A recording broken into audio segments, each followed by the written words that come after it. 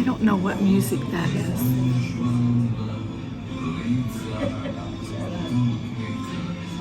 But it is so pretty.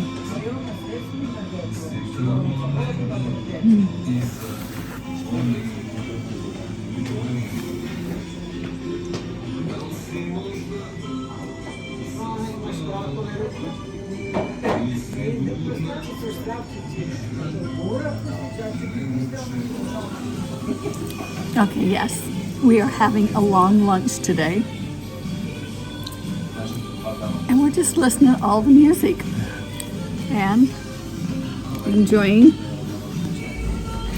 our own dessert. Yeah.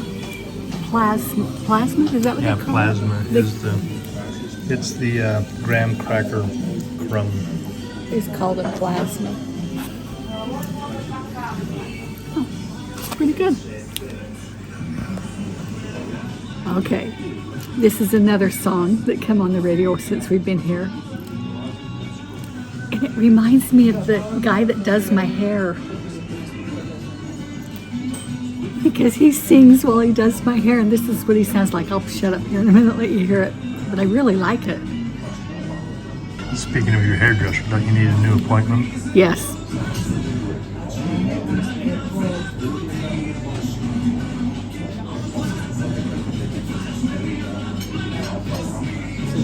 I am hooked on Serbian music. I can't understand it,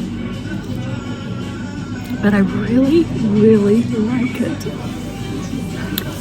And I want to tell you this, when I'm at church, and I play the piano at church, and I love it because our branch president, he sings really, really quite well, and he's loud. And our hymns, they're in Serbian, and I don't know, it just gives me goosebumps. My arms just get chills on it when I hear him and the other men up there singing away. They sing loud, and they put a little oomph to it, It's just really good. I'll have to sneak my camera in church sometime and record them, but I want to. Well, one of the benefits or perks of being a humanitarian missionary in some of these smaller countries is that you're assigned to the whole country. So in Serbia, right now we've been down in the southern part, Vrenje, the southern part of Serbia, to a town called Vrenje, looking at a project that we're working on down here for some refugees. And part of that is that we get to travel, and it's kind of fun to see different parts of the country and what it is. Yeah. The different countryside, the different terrain, the different landscape. Bridges. We just got done coming through a snow-packed road, canyon road, going up through haven't driven on a slick road for a long time. I mean, we just haven't had that kind of weather for a long time. So it was kind of fun, interesting, different. But right now we're on an assignment. Since we were down in this part of the country, we needed to come over into Bulgaria and pick up some items for some missionaries. And so it's been kind of a fun side trip on our way back home up to Belgrade. And so just another stamp in our passport. A lot of little perks along the way that we did not anticipate when we set out on becoming missionaries. One of those not unexpected, but it's a nice thing that it's not the same day-to-day thing, and it's nice to be able to get out and see different terrain, different parts of the country. Yeah. We're excited about the project, the potential project that we have coming up in southern Serbia. I'm really excited to move forward with it, but we'll tell you a little bit more about it as it develops. One of the things that we wanted to talk about or emphasize is that we do have those perks to be able to drive around the country, and we obviously need to stay focused on why we're here, and so we bear that in mind, that we don't want to go do a lot of unnecessary driving and sightseeing and going to different places, but we want to remain focused on why we're here and what we're doing. But with that being said, I'm thinking in the back of my mind is that adventure. One of these weekends, and if the snow continues, I want to go skiing at least once before we come home. They say they've got some pretty good snow and some pretty good skiing here, but we're not going to buy a season pass. We just want to, so we can say we did it. Go and ski, and that way we can, at least we went skiing in Serbia. Yeah. So when we play those games at the old folks' home, tell us 2 truths and a lie. Well, one truth is that we went skiing in Serbia. Yeah. So anyway, we love our assignment here in Serbia. We get to do a lot of fun little things in connection with our assignment, and so or our calling.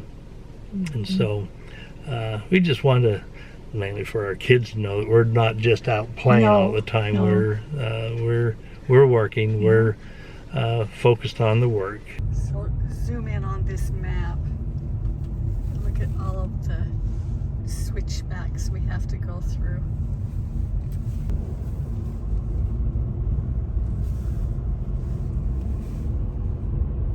How in the world did we manage before GPS? Paper maps. I think it would have ended in a fight. And me losing. Yeah. It's bad enough for me to be the navigator with the GPS. She doesn't know the speed. Check your speed. Did you get it? I think so. Sometimes she'll say, check your speed, or Reckless driving. reckless driving.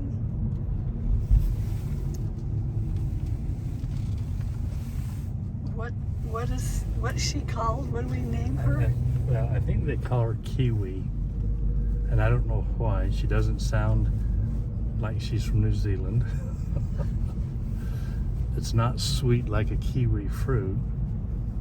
I don't know why they call it Kiwi. Well, I'm sure our viewers are interested to know what we're talking about. Well, in order to drive the car, you have to scan a little electronic device with this blue fob, and that fob is assigned to me, so when you scan it in, it knows who's driving. Scan it in over on the other side. Yeah, you scan it on this little electronic device, and that identifies the driver to the car. And if you don't, when you start the car and it doesn't know who's driving, unknown driver, and it'll sit there and it'll say that in a loud voice. You can't adjust the volume, but it's just really annoying. So it's a smart thing to do to scan your ID in there. But then when you're driving, it monitors your driving, your speed, and it knows what the speed limits are most of the time. We can't get away with anything. And it's got to have some kind of a gyro in it as well, because it knows when you're turning too sharp and you're going fast and you're going over. You're driving recklessly, according to it. But a lot of times you're just driving in Serbia, and that's what the road conditions are, and it triggers it to reckless driving. So basically, we've learned to ignore her. Oh yeah, yeah.